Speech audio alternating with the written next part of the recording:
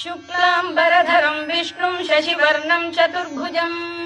प्रसन्नवदनं ध्यायेत् सर्वविघ्नोपशान्तये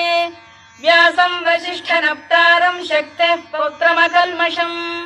पराशरात्मजं वन्दे शुकतातं तपोनिधिं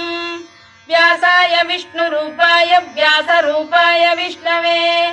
नमो वै ब्रह्मनिधये वासिष्ठाय नमो नमः अविकाराय शुद्धाय नित्याय परमात्मने सदैकरूपरूपाय विष्णवे सर्वजिष्णवे यस्य स्मरणमात्रेण जन्म संसारबन्धनात् विमुच्यते नमस्तस्मै विष्णवे प्रभविष्णवे ॐ नमो विष्णवे प्रभविष्णवे। श्रीवैशम्पायन उवाच श्रुत्वा धर्मानशेषेण पावनानि च सर्वशः युधिष्ठिरः शान्तनवं पुनः